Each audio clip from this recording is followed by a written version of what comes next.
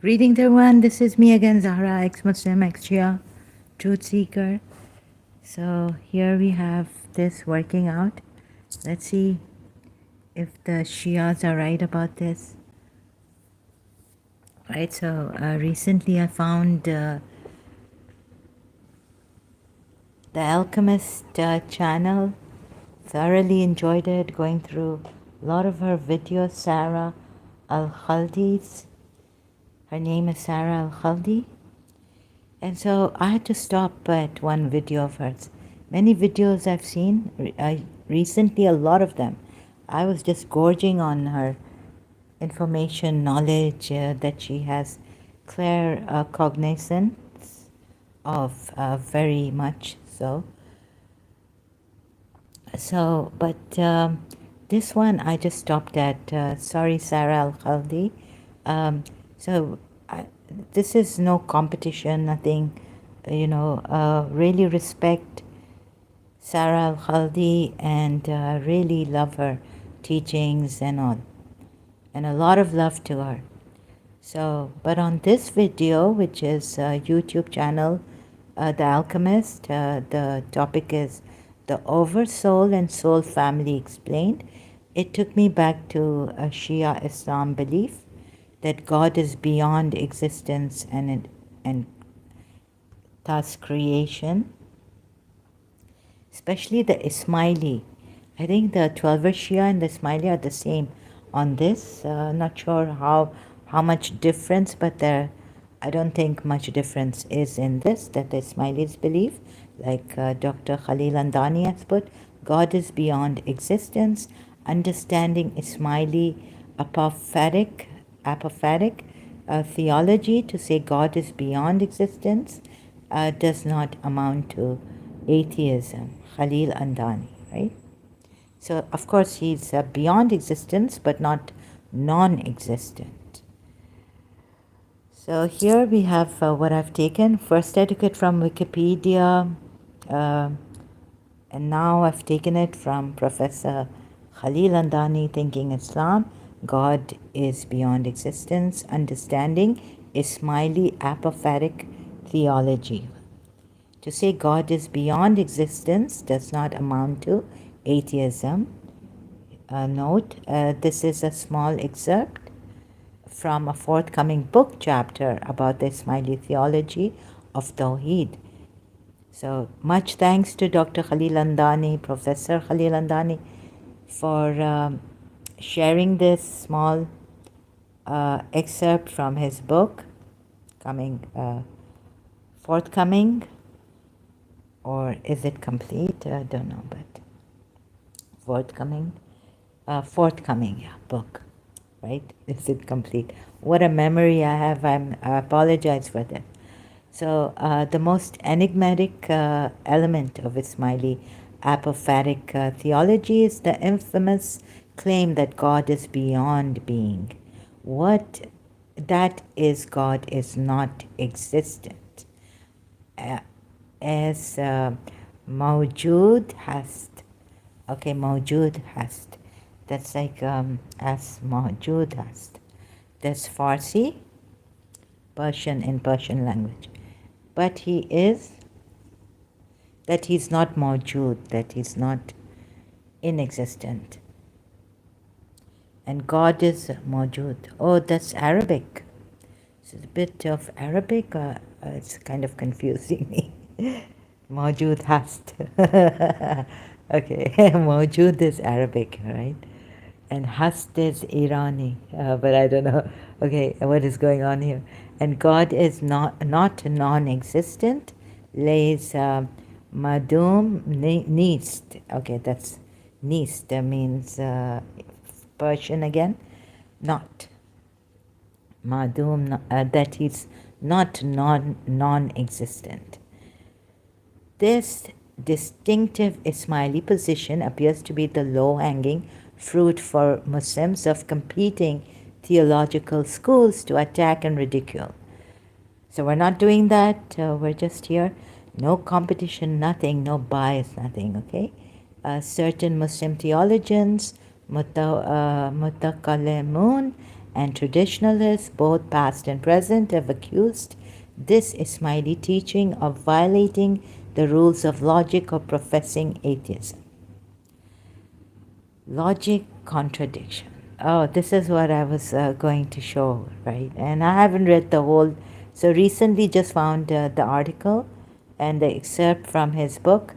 I haven't read the whole thing. Dr. Khandani will be explaining here what he will be explaining. So before I read the whole thing, I've just tried to make my own and share with you in my live stream. Now, what I do see is a logical fallacy in this. And what kind of logical fallacy is that there is a contradiction. So my comment I'm sharing with you what I put under the Alchemist video, the Oversoul and Soul Family Explained. I thoroughly enjoy your teachings. But one thing I don't understand is the birth or creation of the witness. Can you give more proof of the creation of the witness by demonstration, please? I try to understand the Shia belief of God being beyond existence and creation by giving myself the example of myself being unborn and then coming into creation. But what I failed to see then is my parents were there as witnesses, and so the Creator or the one who manifests even has to be aware. So I was going towards awareness, trying to explain to Sarah Al-Khaldi, but I think I then took a different view of this. What I failed to see is that my parents were there as witnesses, and so the Creator, the one who manifests, even has to be aware. So pure awareness has never not been. Okay, then I realized that, the awareness thing, okay, I'll show you later. And thank you so much for all your valuable information and knowledge given to us for free. Salutations unending. Lots of love. Thank you much. Hearts. And a small gift of a rose to her. So as I was working it out, so I found Khalil Andani's new, thanks much to him that he has, and thanks much to Sarah Al-Khaldi also for sharing so much of her information, through the Claire Cognizance, right, on YouTube for free. And if you want, we can give her a thanks and contribute. But it's all for free, however. So that's a lot. That's really something. And so we need to thank her from the heart and much. Those kind of, if it was in a book, I don't know how much it would cost. And recent article of Khalil Andani, working out on Facebook profile. So this is what I worked out on my Facebook profile recently on this. So she says something in her video which I'm not going to share with you. Something like witness, at least the witness is a creation. Okay, let me tell you, the witness, she says, is a creation, right? And before that is the pre-creation, and before that pre-manifestation of pre-creation. You will have to watch this video to understand that. However, it's not that important for our because this live stream, because it took me to. So I don't want to pick on Sarah Al Khaldi on this. Just wondering what it is really, and so as a learning person, confused. So it took me to my Shia, and I realized that this is what our moms have said, that Shia is some, even 12 Shias, that God is beyond existence, and God is no energy, nothing like that. He doesn't have hands, feet, even though in the Quran he says, with my two hands, I've made this Adam, but he doesn't have hands, it's just power and whatever it's called. They, and, the they interpret it as metaphorically putting it. God puts it metaphorically for power, and another thing was what affection, like that. He's created Adam with his two hands. So I'm forgetting the other one, but one is power. So when he says, with my two hands I created him, okay? Then the unborn, so I was working it out, like, then the unborn is the unknown and beyond existence, thus God. Okay, some of my comments I'm going to read out and then explain. So I went to, due to awareness, there is the potentiality in pre-existence. Thus, without awareness, how can anything exist, even information exist, or that potentiality to create exist? But this would be very hard. I can show you that pure awareness, this is pure awareness, and this is us, and there's no division in it, it's absolute, thus it is uncreated. I can go like Muji Baba here, but Mujiji, but I'm not going to go like that. So I said, okay, forget this awareness thingy first. So I was thinking about it. After this also, it's going to be tough. But what I came to understand, first of all, is there's a logical fallacy here, and I didn't know how to pinpoint it until I was in the kitchen thinking, and it came to me, and I wanted to run and write it down, because it would, my memory, terrible memory, I would forget what's come to me. But I finished making my tea and then wrote it down here. What's come to me about this? So after saying about awareness having potentiality, forget this, so this is a cross mark. If we say God is beyond existence and creation, yet we see that an unknown, unborn, came to be known and was born by the act of procreation here, all right, then through this we have demonstrated that God can be born. Only if we say that God is beyond existence and creation, however in existence, not in existence and not existence and not non-existent. So can we say for the unborn that he is beyond existence and thus creation, yet not non-existent, because there's a potentiality for him to be born, to come into existence? Can I don't know, logicians, professional doctors, PhDs in philosophy and all this, I wish I could get some help from them. So this is a layman type, all layman working out of mine. Amateur, not professional. Anyways, like this, so if we can come like this and say how to demonstrate through logic. Now, first, God does not depend on procreation, right? They would say this, right? Those who have said that God is beyond existence and thus it's creation, but not non-existent. Okay, but there is a thing which is even non-existent. Let's see. Non-existence until there was procreation here.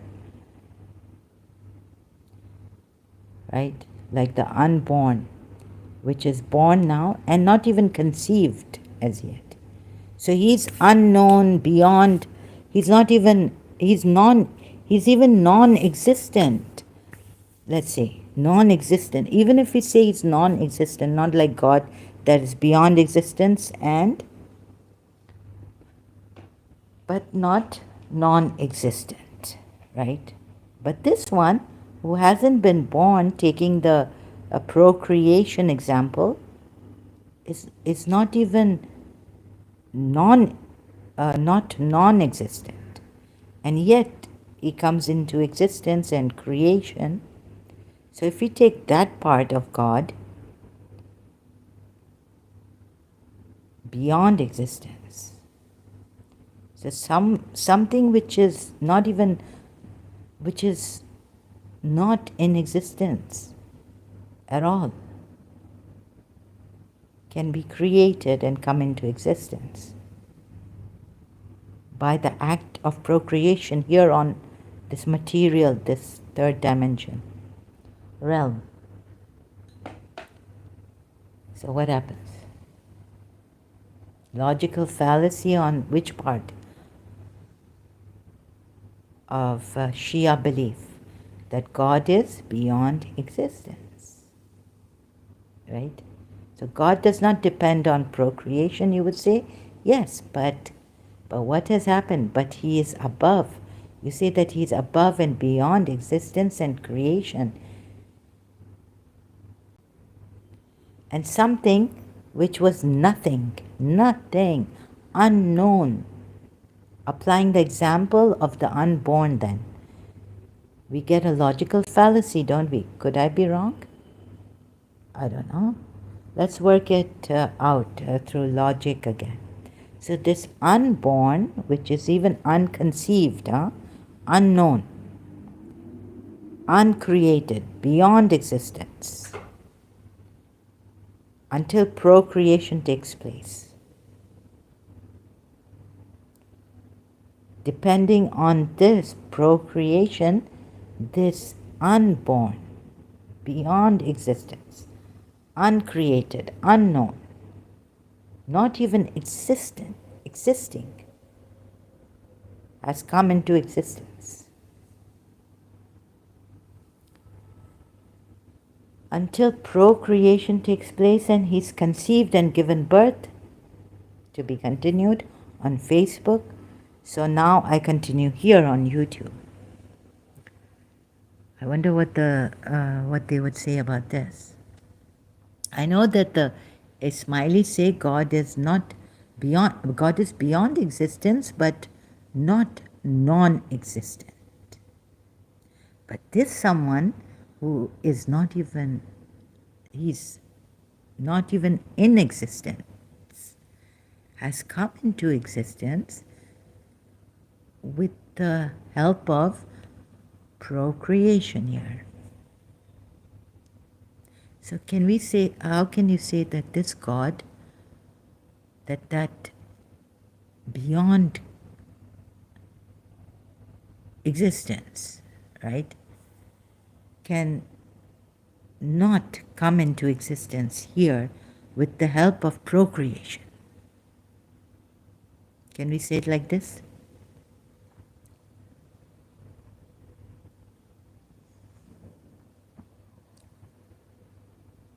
So how would you even demonstrate, let's say, now we have demonstrated, let's say, in you, confirming that this witness, this pure awareness, which is the witness also, right? We have demonstrated.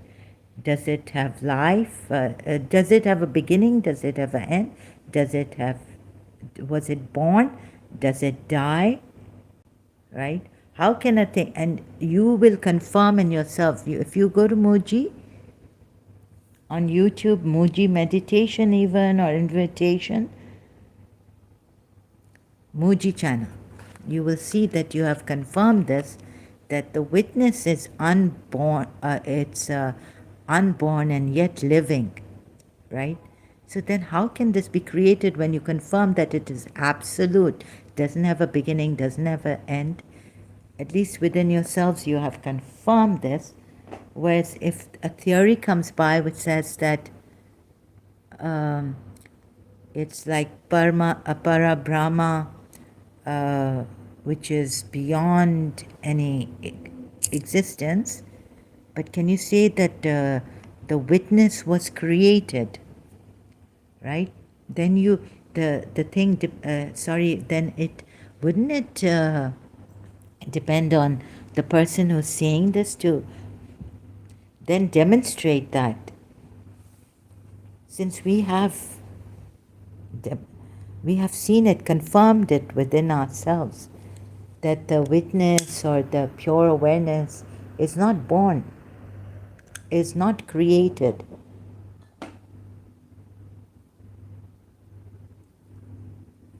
Then it depends on the onus, the proof of burden to demonstrate this is on that person who is saying this. Excuse me.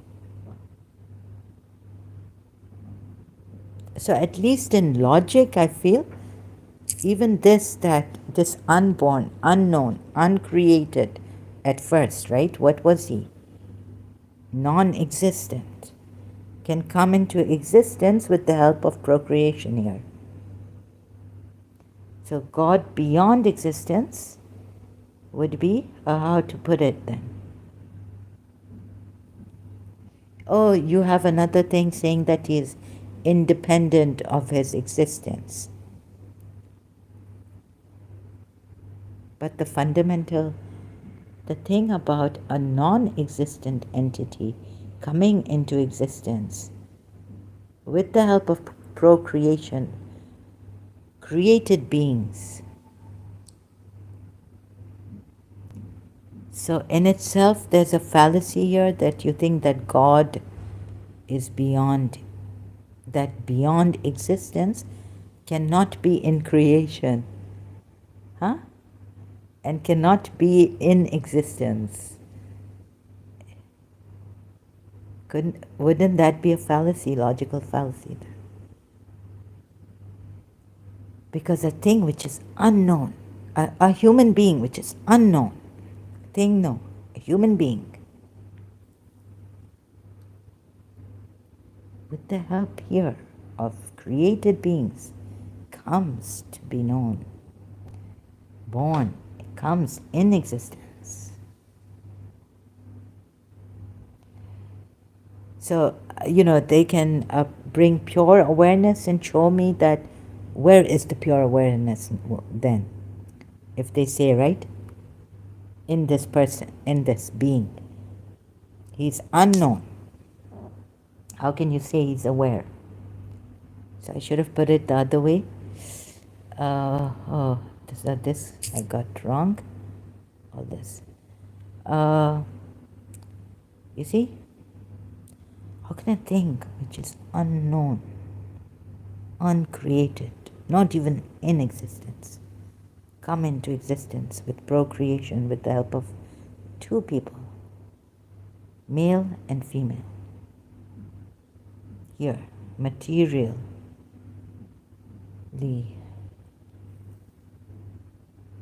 a thing which is non-existence, come into existence, depending on two created beings. Oh, so wouldn't that be a fallacy to say?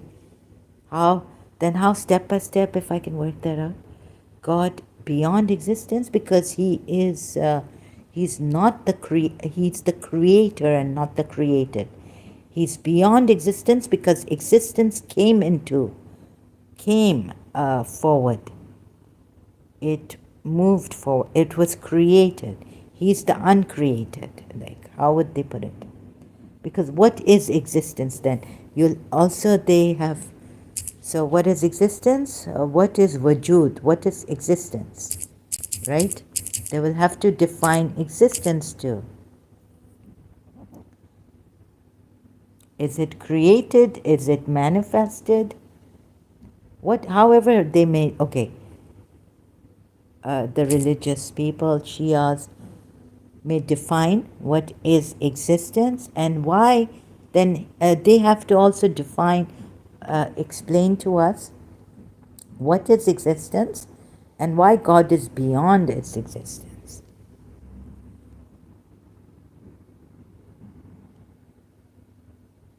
But that's just for them to, it's not for, so he's beyond existence because he is, he couldn't come into existence because he has some form, with formlessly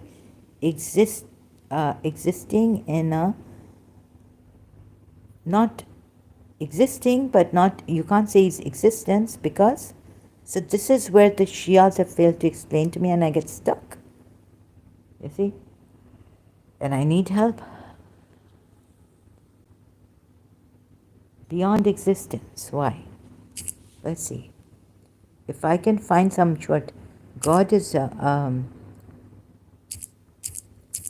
oh yeah, the Khalil Andani's I love to read because he's one of the, in English, he's one of the best to explain this. Where is it? Now, let's see. What is existence? For starters, in Aristotelian logic, it is perfectly sound to make statements in which two contrary opposites are negated from a subject. This does not result in logical contradiction. For example, okay, so he gives examples. So what is existence? Right? Let's see if Professor Khalil Andani can explain what is existence. One does not exist in the way a form exists. Okay, we've come close. As a subject of real predication, or that a sensible particular exists, as a subject of true but ambiguous predication. To infer from this that the existence of one can be straightforwardly denied, however, is completely unwarranted and would be the mistake engendered by the modern univocal understanding of existence. The one exists as hypostasis, as the principle underlying the things that it causes unity, goodness.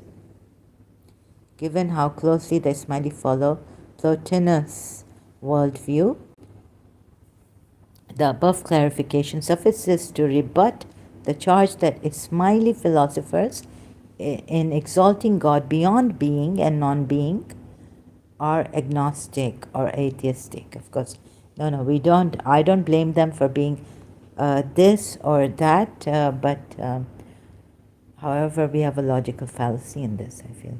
However, it is worth examining how the Ismailis understand the semantics of existence, being, when they deny that God exists. Yes, we need to understand this. The semantics of existence slash being, or that he is a being. The Ismaili thinkers, Al-Sijistani and Al-Kirmani, mostly use terms like Ace, existent, being, Ex-Shia, existence, Lace, non-existent, not being, and Ex-Shia, non-existence, which comes from the circle of Al-Kindi.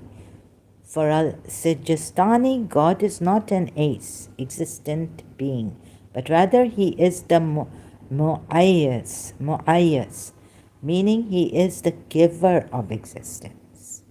Okay.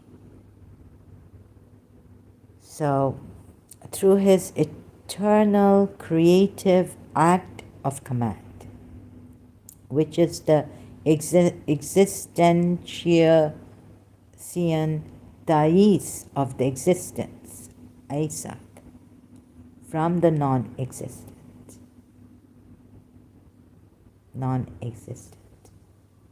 Al-Kirmani writes that the existent, al-Ais, in its being and existent, fi kawnei aisan, Fiko nahi ehsan, is in need of what depends upon in existence.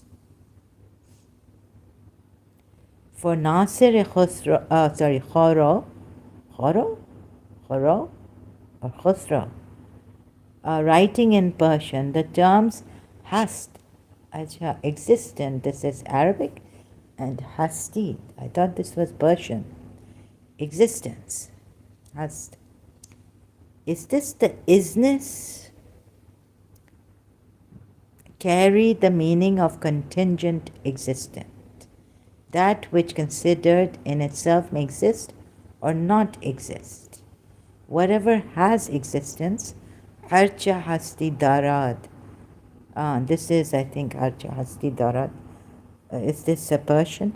May also be non-existent, needs as a contrary deed. That to which existent hast does not apply. It is also not appropriate to call it non-existent. That is because both of them, existence and non-existence, are mutual contraries, and whatever has a contrary cannot be God. For all the whatever has a contrary cannot be God. So existence and non-existence. Yeah, like the unborn is not existent. Okay. For Al-Sijistani, Al-Kirmani, and Khusra, the term existent, yes, it's not Sir Khusra. The term existent is hast, always has the meaning of contingent, dependent, and originated beings. Contingent and dependent and originated beings. Thus, when they say that, so you will say that unborn has a contingent, dependent, and originated. It's contingent, it's dependent on these two beings for procreation.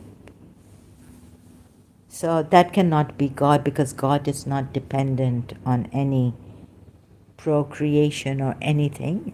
That's how he is existent yet not non-existent, right? So they will say that this unborn is not existent at the time before his being conceived even, yet dependent on the beings here to come into existence. So now this existent, which was dependent upon God to come forth, given to us, carried. And yet he is independent of this existence. Grishma Taniru, thank you. Are you sure this is... so we're working it out. Thank you for being here again, and thank you for all the,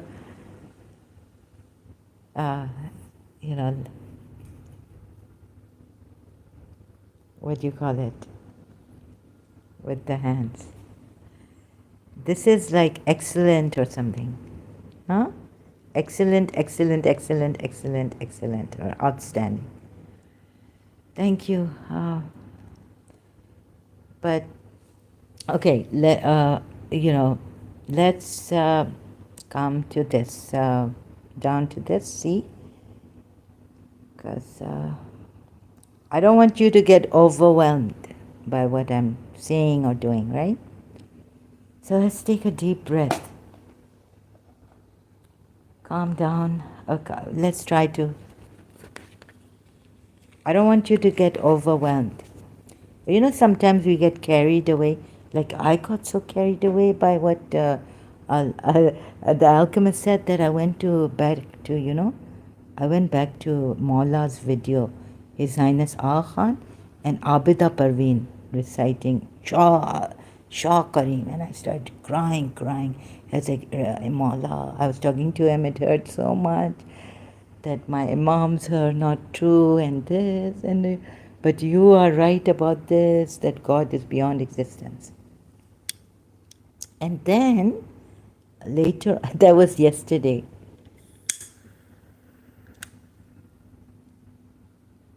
It's like jump and cry. But I was crying because it's really pained me to know what kind of a prophet I was following in the Imams. At the same time, Sahara Khaldi, like pre-existence.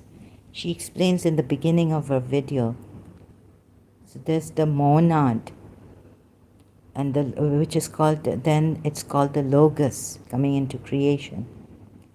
And even a witness comes into creation, and he becomes aware of himself. And then when he becomes aware, then he starts creating, it starts creating. So she explained it, but the pre-existent, the Para Brahman also. So the Para Brahman, how can we say that he didn't have any witness? He wasn't a witness. He was, he didn't have any awareness. So this God even doesn't have awareness. So they would say maybe not like the awareness of the people here, right? And then they can explain it logically.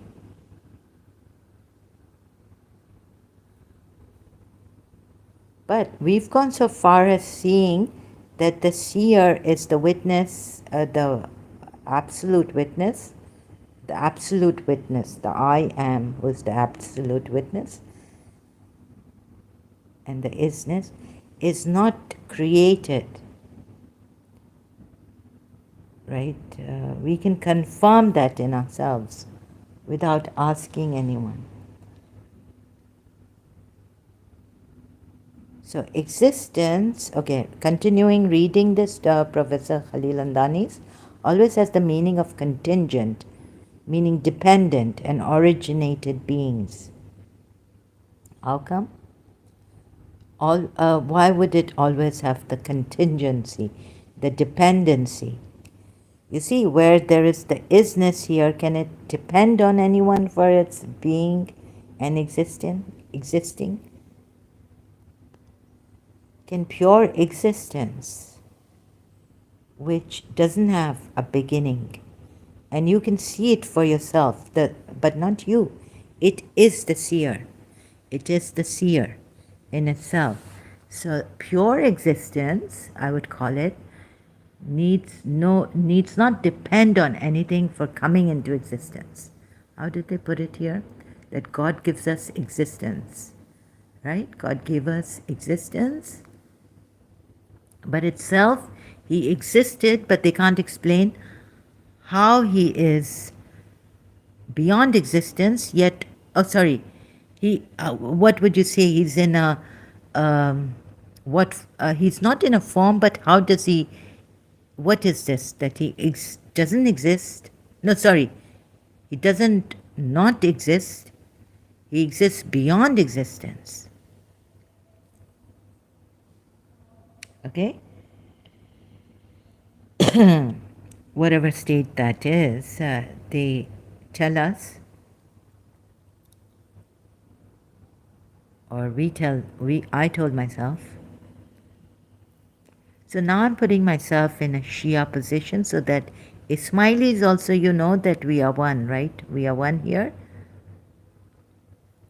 You are not the they, the them. We are one in humanity, in learning, and in all this seeking. As seekers, we are one, right? Remember this. Shias also. 12 are Shias. Muslims also. So thus when they say that God is neither existent nor non-existent, these Ismaili philosophers are only stating that God is not dependent on anything. That's what they're stating, right? that God is not dependent on anything and not limited, whereas every existent depends upon God. It depends on what you think is existent. What about the isness here, which just is, which is not dependent on anything or anyone, which is not born, which did not come into isness, but just is, without any form? Can we call this pure existence also? Not pure awareness, but pure existence. So this God that they say is not beyond its existence, but not existence, can we call this in a pure existence state, which is not a state, which is not a condition, which is not anything, any place, any coming into being, but just isness, uncreated. That state of existence, pure existence.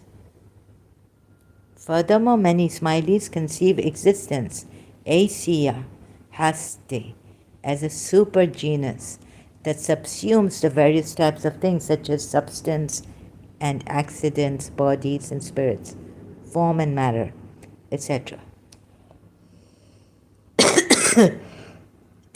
So what has happened here?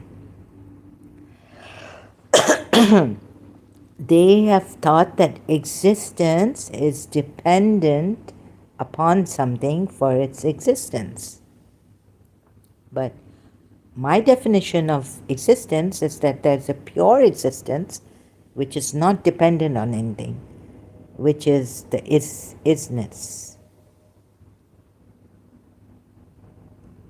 Even if one wanted to say God is an existence in a unique manner other than substances and accidents, like I would want to say pure existence, this would require that God is a species of existence, comprised of the existent genus and a differentia, right? Would it? I just don't have the right word for it, like existence. Can you say that then, okay, let this come. Let us put it this way. And let's go with it. This entails, so God is a species of existence? No. God is a species of existence, right? But what is this existence in itself? Now see, again they're saying God would be a species of. If God is an existent, God is not an existent. God is existent. Is existence. So I'm not saying that one wanted to say, no, we're not saying that God is an existent. I'm saying God is existence itself, pure existence, which does not depend on anyone for its existence.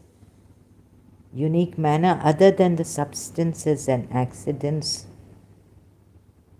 This would require that God is a species of existence, comprised of the existence genus and a differentia. This entails ontological composition in God. I've forgotten what is ontological. I had in philosophy BA Karachi, okay? So violates divine simplicity and renders God dependent upon the conjunction of the existence genus and the differentia. Okay. Does this pure awareness have these qualities that they are describing existence to have? Find out. The best, I would tell you, to go to Moji Baba. Moji. Mooji. And then tell me, right? We don't find any smileys here. On this reading of existence, the smileys are in complete agreement with Plotinus, for whom the term exists entails the limits of form and substance. Okay, my term of existence does not limit the form and substance. Does not limit it to form and substance. Plotinus I haven't read. So Plotinus is denying that the one has the sort of metaphysical structure that all beings or substance have this mutual entailment between being and being. Something is what leads Plotinus to say that the one is beyond being. That one is beyond being. Al-Sijistani and Al-Kirmani refuse to classify God as mawjood, a being, or what possesses wujud, being, for similar reasons. Al-Sijistani understands the term wujud, mawjood, in the literal sense of finding, what is found. From this meaning, he argues that it is inappropriate for God to be a mawjood, something found, because this requires that there be an eternal finder, wajid, whose object of action is God. This is absurd because God cannot be the patient or direct objection of the act of any agent. If one maintains that the finder is some temporal being who finds God as its mawjood, this entails that prior to this act of finding wujud, God was a mawjood, and therefore wujud does not apply to God regardless. Maybe, what Allama Rashid Tarabi was saying, that koi taqat aur koi quwwat siwaye zaat wajib ke nahi hai. Yeah, so there's a being, and that being is not even God then. Zaat wajib is not God. Wujud, zaat wajib, does not apply to God regardless. For Al-Karmani, wujud is an attribute of God, right? Is an attribute, and the general argument for negating any entitative attribute from God applies to wujud as well. It is either the case that the attribute of wujud depends upon God, in which case God is self-subsistent and independent of the attribute of wujud, which is a creation.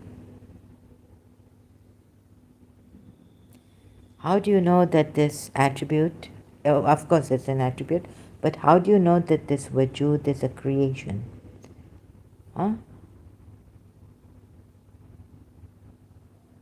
Which is a creation, has no need for it.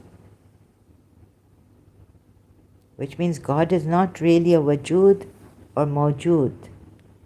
Logically working it out, that God is not wujud because it is an attribute, and it depends, attribute or wujud depends upon God. It depends upon, and God himself doesn't depend on anything, right? So an attribute of God depends upon God.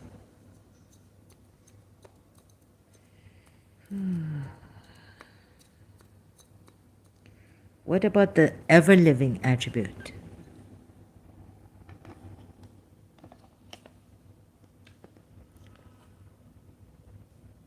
of God? Something which is ever-living. eternal, absolute. Is that also an attribute of God?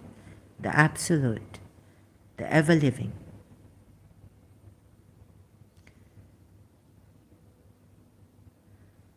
Or God himself depends upon the attribute of wujud for his subsistence, which makes God dependent like creatures and leads to an infinite regress of dependency which is impossible.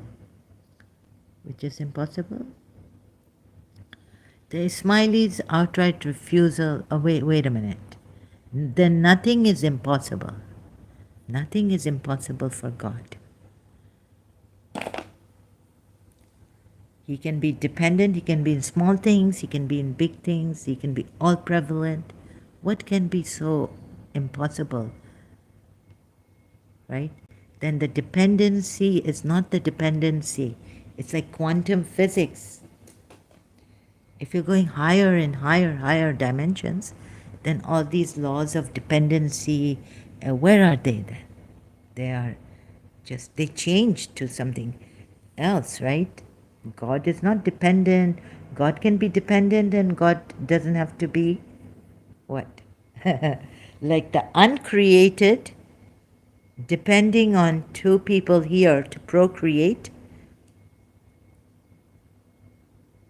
and is born, the uncreated is born and has come into existence.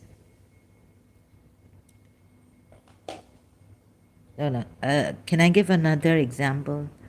Like, imagine the uncreated is born. But you say, oh, God gave us this kind of potential, ability to procreate. But remember, what was he? Or what was she? Nothing. Not even a sperm or an egg. Nothing.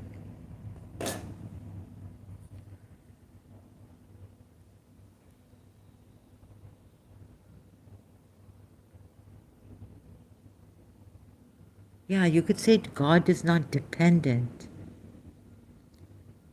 But you see, you're looking at God not being dependent when this dependency could mean something else in a higher realm. When you go to higher realms, you see this as dependency. The creator cannot be dependent on this, he's independent.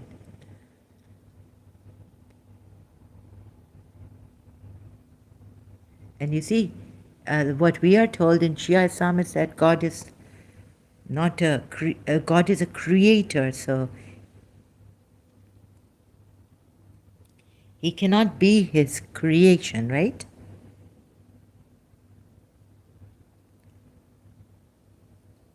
And everything is dependent on him for creation.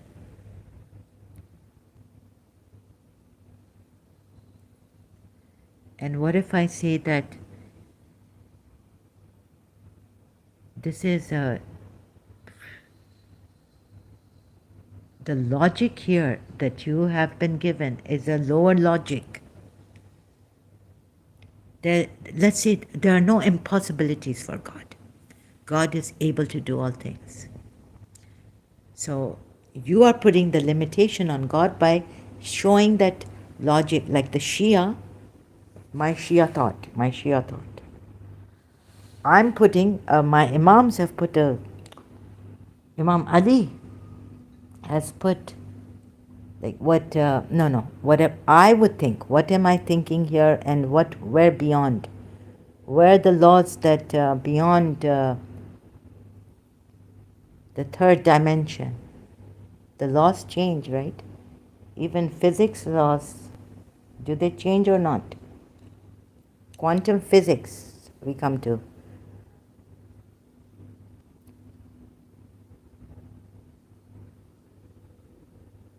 So God, what if God is able, isn't God able to do all things? There are no impossibilities for God, right? But there's a law here, you see, and the law is dependent on God. A law is dependent on something. Oh, yeah, the nature, methods.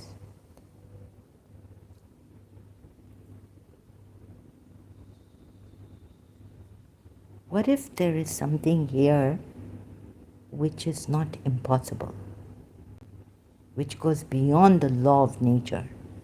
Let's say like miracles go beyond the law of nature, and thus they are called miracles. Right? So we have some miracles happening that science, the law here cannot explain. The scientific law cannot explain. Right? So God has at least that possibility. There's no impossibility.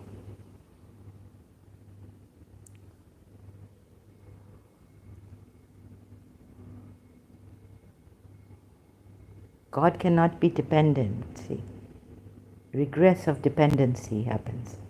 No. God dependent like creatures? No. When we are all God, let's say we are all, or here there's this something which goes beyond this law. And then we don't see God as dependent on creatures, but He Himself is a creature. What would you say? He Himself is that animal, that little ant, that ladybird.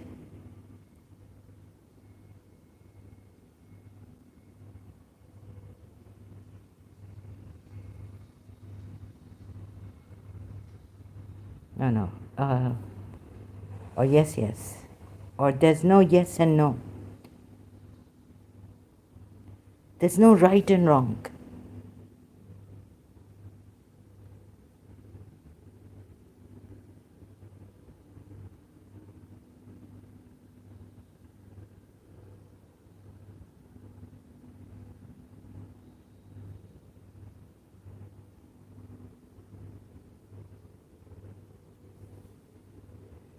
Oh God, smiley Shias, myself also, as a Shia. Oh my goodness. The Ismailis' outright refusal. Let's not say Ismailis, let's say the Shias' outright refusal to speak of God as an existent within the category of existence, or a being among other beings, is to drive home the ontological incommensurability between God. What's incommensurability between God and created beings? He, the exalted, is beyond being and existent, a son. Due to the need of the existent in being existent of that which precedes it, who makes it exist.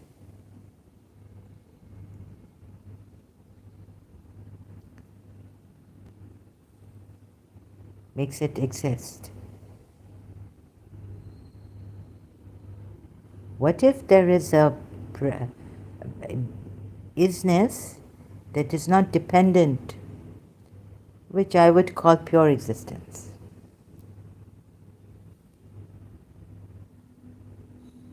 It's not existent. It's not dependent upon anyone for its existence.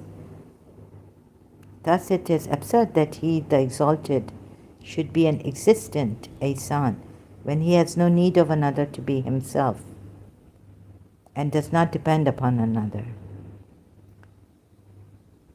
This surely cannot be interpreted as a profession of agnosticism or atheism, except by an intentional misreading of the words read. In fact, given the difficulty of dispensing, but what about me being with you, learning, and I'm saying, I'm not against you. I'm not saying you're an atheist or yes, but I'm saying that God beyond existence, all this you're saying is wrong.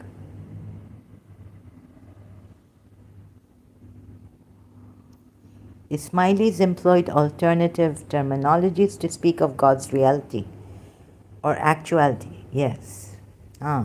Now, what is God's reality or actuality? Let's see. Al-Sijistani, Nasir Khusro, and Al-Shahristani, after denying the applicability of existence, Ex-Shia has the wujud, and non-existent, Ex-Shia, needs the Adam, to God, refer to God as the existentiator of existence. Mu'ayis, has konand, ast karda, ast awaranda, mujid al wujud, using active agentive participles. As for absolute existence being, wujud matlaq, haste matlaq, this is still inapplicable to God because every existent gradationally participates in absolute existence.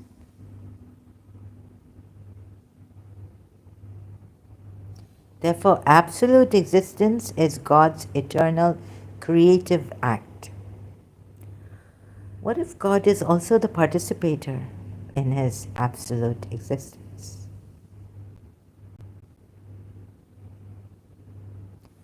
Does that make him less of a God?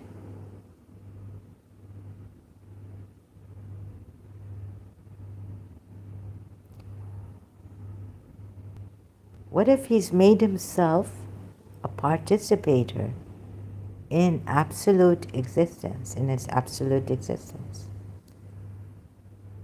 Therefore, absolute existence is God's eternal, this means pure existence, right? Okay, now absolute existence is pure existence there. So this is how they've put it. So they say this is still inapplicable to God because every existent gradationally participates in absolute existence. In absolute existence, but this existence is absolute and it is in existence, participating not with absolute existence. It has an existence temporarily. But no, it has changed. Maybe there's reincarnation and it never dies. It comes back. And what is death?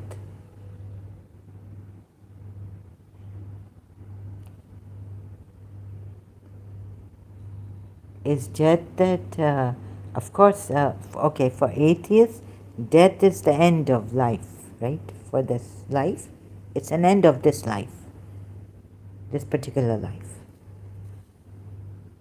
But you say death is another form of transference. But the soul leaves the body only dies, and so it goes to another realm, dimension.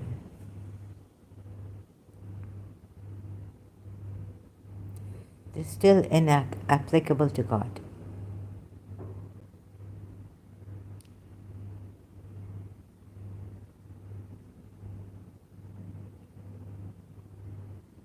Therefore, absolute existence. Wait a minute, I may be wrong.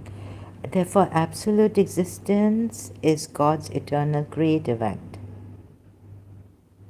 What if all this was not creative or manifestation? So if it's manifestation, then God's light, God is the light. Then the light manifests. Then it's a play of light. Existence is God's eternal creative act. It's command or word, logos, which is both the source, word is the logos, right? Which is both the source of all originated existence and reflected within them in various degrees. Every particle of the creation has a share of the command of God. Because every creature shares a part of the command of God, wait a minute. If you're saying absolute existence, what you know what you mean by absolute existence? You know what we mean by absolute?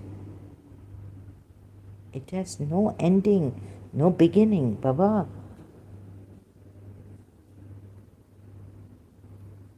Then how can you say that God even created this? Absolute meaning? They haven't got the meaning. We haven't got the meaning of absolute then. Not qualified or diminished in any way. Total, complete. An absolute meaning, pure, which has no beginning. Absolute, which, you know what is absolute? Not like which is complete. This kind of absolute which has no beginning, no ending. It is eternal. Okay, you mean absolute is pure, which is complete, which is never, no, it never, complete meaning it never started in the beginning to be complete. It never started anywhere. It doesn't have a beginning. It doesn't have an end. So absolute, and what would you call that? Eternal. Not infinite, but eternal. What is the meaning of eternal? Absolute tells us that it is eternal. It doesn't have a beginning, doesn't have an end. Forever, without end, without beginning.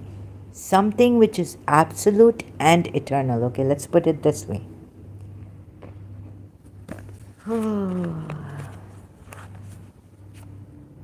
What about eternal?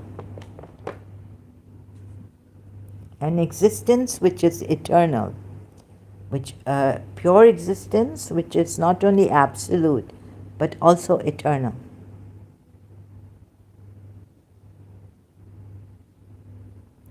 Okay, like the Quran says, everything will be destroyed.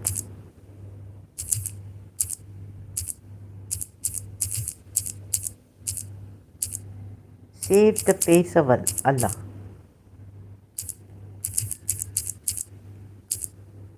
Right? Everything. I think, let's see. Let me just reconfirm, make sure. In Arabic, Surah, everything is going to perish except his face. End. Everything will end, finish, go into nothingness. Or maybe not even nothingness, it will just not existence. Surah Qasas, Ayat 88.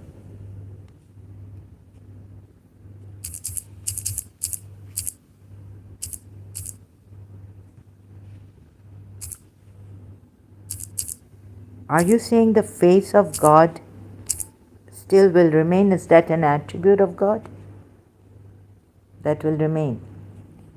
Are you saying the face, Wajh Allah? Are you saying the face of God is an attribute that of Allah that will remain eternally? Please tell me. And do not invoke with Allah God. Other. Okay, other. No, there is God. There is no God except Him. Everything, Shayan, everything, okay, destroyed will be, except His face, Wajah, right? Lahu, to Him. Okay, to Him is the decision, and to Him you will be returned. Do you mean to say everything on earth will be destroyed? Does Allah mean, sorry, not you. Sorry, I put it that way. It's so funny. Please tell me. I really don't understand this.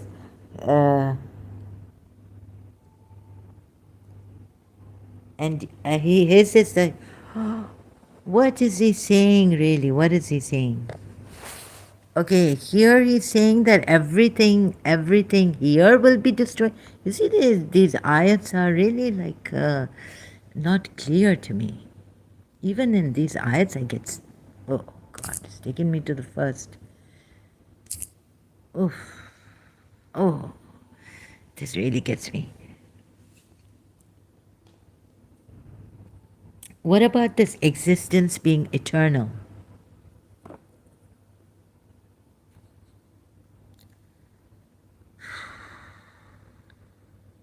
Because you see, if he's going to tell us, to him you will be returned, like everything here will be destroyed save his face, and then to him you will be returned. So you will not be destroyed. You're going to, in heaven you're going to live forever. Okay.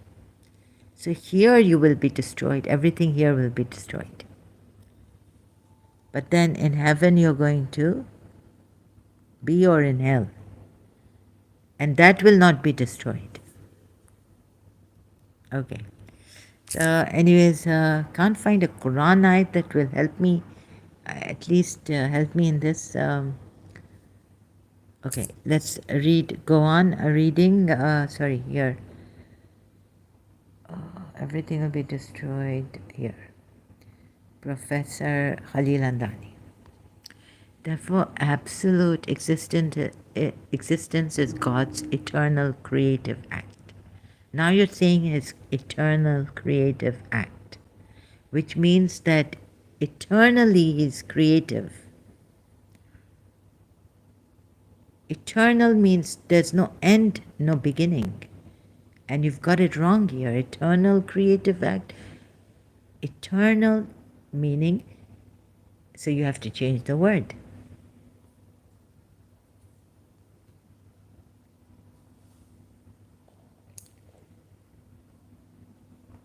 So many problems, you see.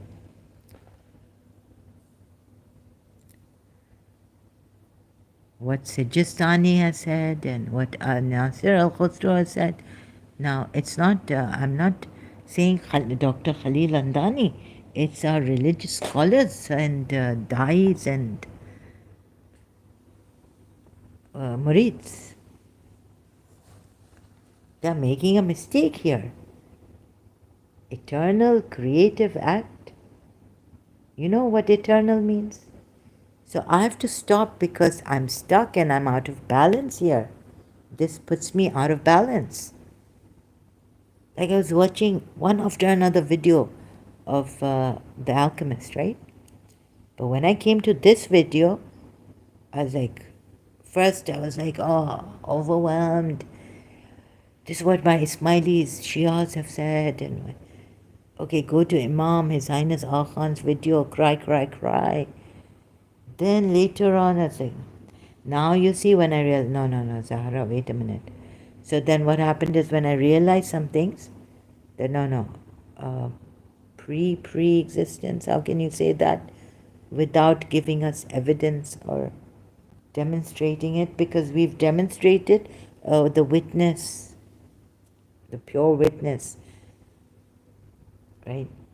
Then I got stuck. Now I can't continue with the video.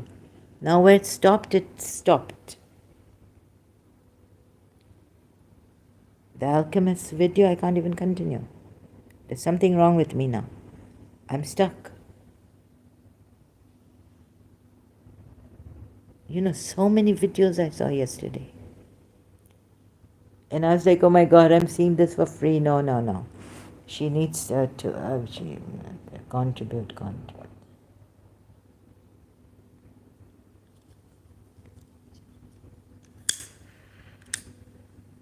So the eternal word is not used properly here.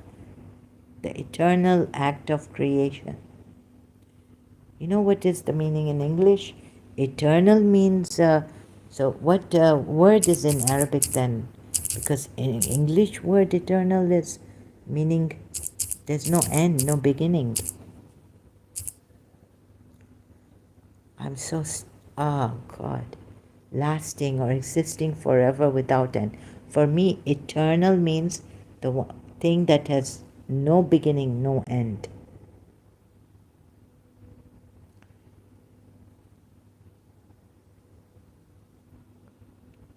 Oh, they mean lasting or existing forever without end? And what about the beginning? What about a thing which has no beginning? Eternal would be also, so it has no end. But it has a beginning for you. So maybe how they've used eternal is having a beginning but no end. Now tell me, can something which has a beginning, okay, anything is possible then. Here, logically, then having a beginning but no end.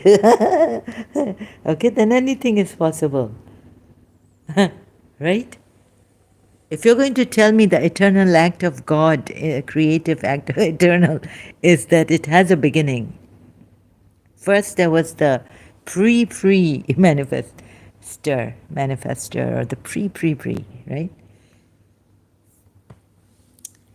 La la la la la la la. You see sorry, I have to point out like this, right? Go in a layman, amateur way. My own Shias, part of Shias. I'm sorry, I don't mean to laugh or make fun, but it really makes me crack. Otherwise, I don't know, I'm also an extremist, I think, at times. It makes me sad, very sad. Absolute existence. Okay, God's eternal creative act, which has no ending, but has a beginning. Then what word is there that something which has no beginning and no ending?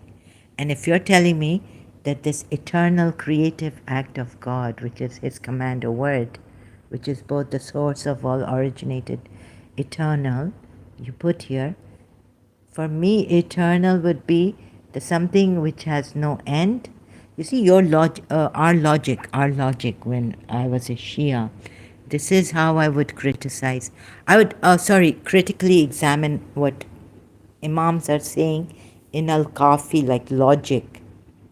Where you falter in logic, where I sometimes also falter in logic, but that you have also faltered in logic. The Imam.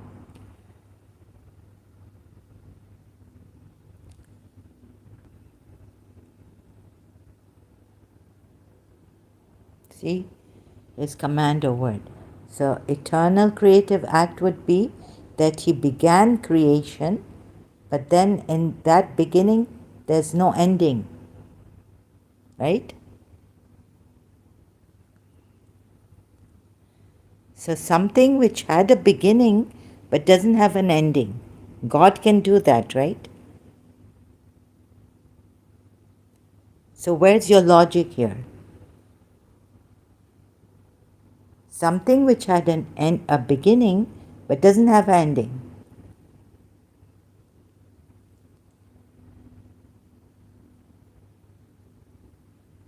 Like you explained logically this, the Platonic, or not Platonic, Plotinus.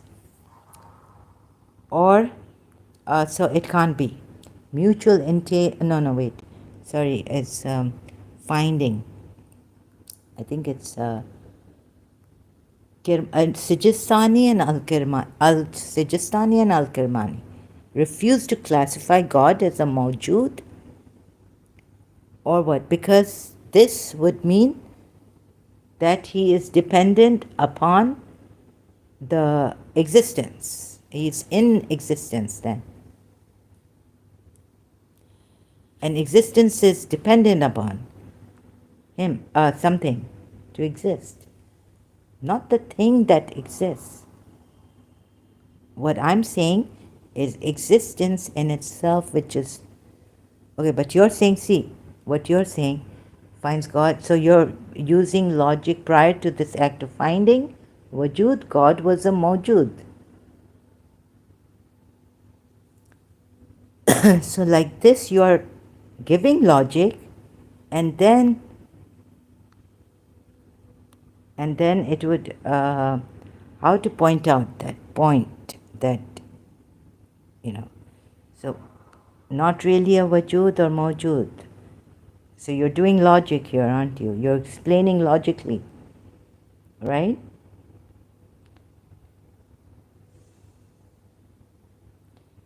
So God himself depends upon the attribute of wujud for his subsistence. No. He is free from this subsistence, like in Ayatul Kursi. He is the self-subsisting, the eternal. He is the eternal, the self-subsisting.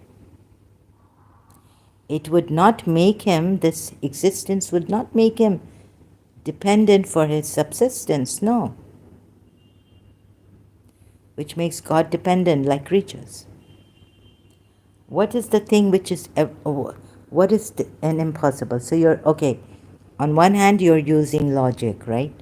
Then when you come here and saying eternal, creative act of God, this is the command. Then where have you failed? You failed in the logic of eternal. The word eternal means something which has, you're saying, something which has a beginning but doesn't have an end.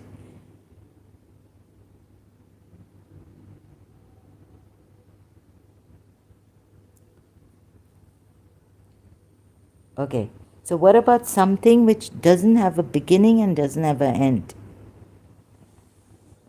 Right? He's neither the beginning nor the end. Let's put eternal like this, which doesn't have a beginning and doesn't have an end.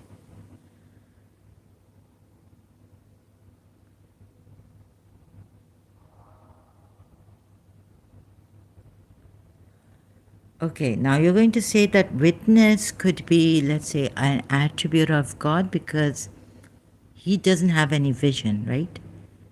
To perceive vision. Are you going to say that? But Quran doesn't say that. Quran says he perceives this, he perceives all visions, right? Like this. He perceives all visions. Visions do not perceive him. So let's say you tell me, and this is his attribute, and the perceiving, you would say, oh, the Shias would say that his perception, his perceiving, because he's not dependent upon anything, even the perception. So this becomes, Shias will say this is also putting him in, like Shias say this because Imam Ali has defined this in sermon, like I'm explaining, in Najl Balagh. To put him in attributes and would be to limit him. So he perceives all vision. Okay, I understand. You know what the Shias are going to say about this? That this perception, this witness is also his attribute. That perceives all visions.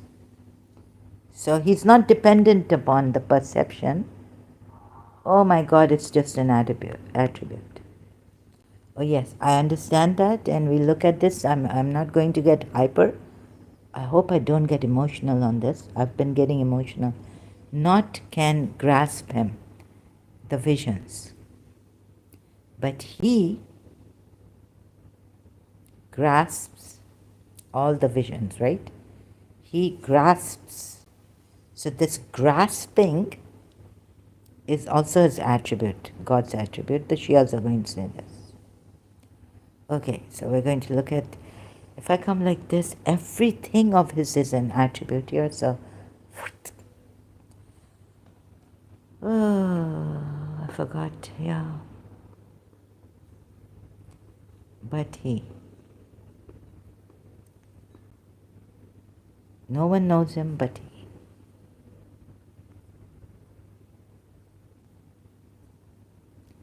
So how do I come with this? Okay, vision perceives him not, but he perceives. Doesn't it? It's now one is saying grasp. Go. Apsara is Apsar is the visions. Apsar. So Apsar, then Yudrik. Okay.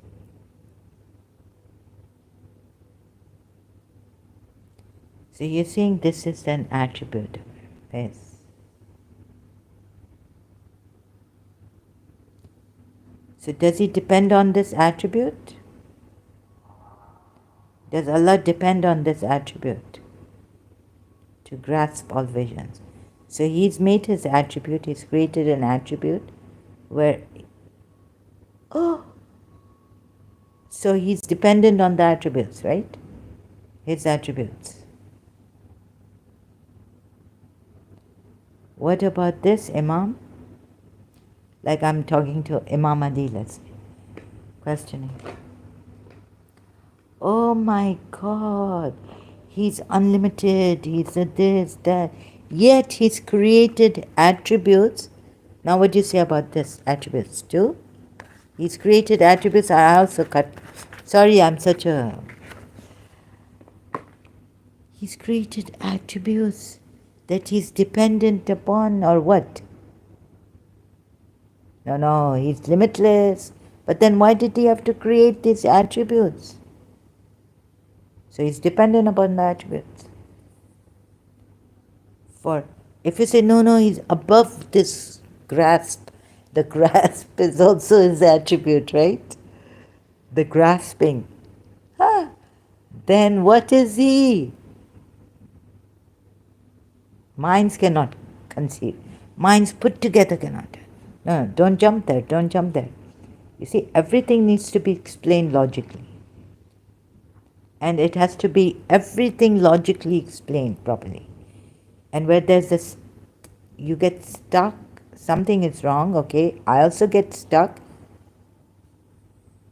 then we have to we have to reject all that. So you have to reject this then also, that he's dependent upon his attributes. This means. Then he has no vision. This is his attribute. Oh my God, to perceive the visions. Oh. Doesn't that also logically not stand a test of time?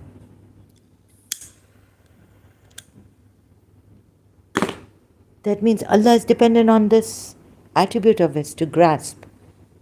Grasping of the visions, but he is not this grasping. Grasping is his attribute. Then Allah had to depend on his attribute to explain to you what that he's the grasping. This is also an attribute of his to grasp all visions, and he's beyond the grasping.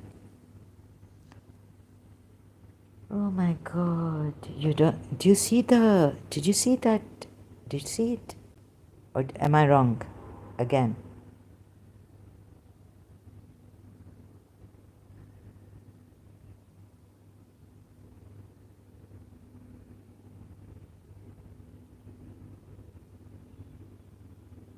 So he had to create this attribute to tell you,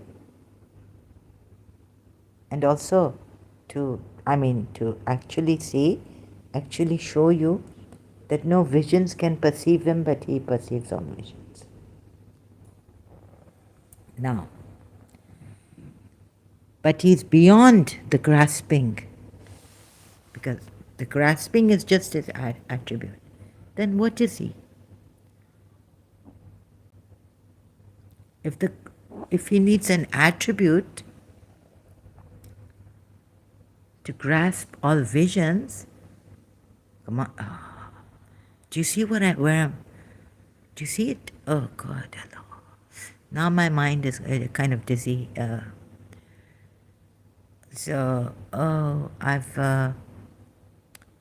you know what I mean?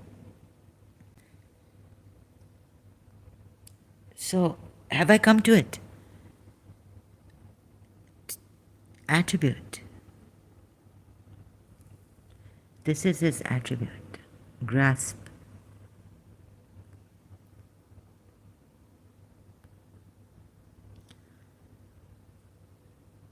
Right? So that uncreated, beyond existence, but not non-existent, is without this attribute of his, dependent on this attribute of his, what can he do?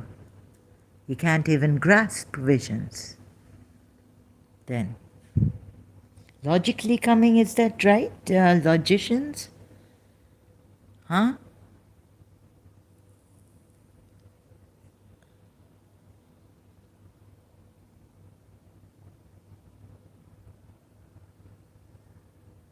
He's beyond perceiving anything, right? You will say, oh, he created this grasp to grasp all visions.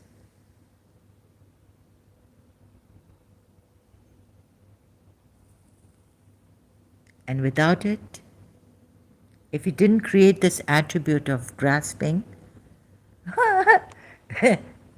then he could still grasp or not all visions. Come on, someone tell me, please.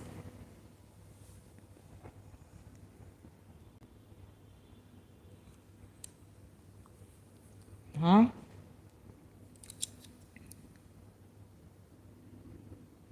What have you made him? You still modud, modud? Constricted. You've constricted him. He needs all these attributes. You see, what else does he need? He needs the attribute of mercy, and he's carved mercy upon himself. Oh my God. Then you're telling me he needs the he needs attributes. He needs it. He needs the attribute, right? Oh my goodness, you see how you've limited him in this way by giving him attributes and taking him, saying that he's apart from his attributes. He's apart, beyond. Okay? I think His Highness, deluded dude, take a break now. I'll go and have make some. No, I'll have my tea. I'll warm it up again. Thank you so much. Thank you, Grishma Taneru. Think about it as he limited himself then by creating attributes that he needs to grasp all vision.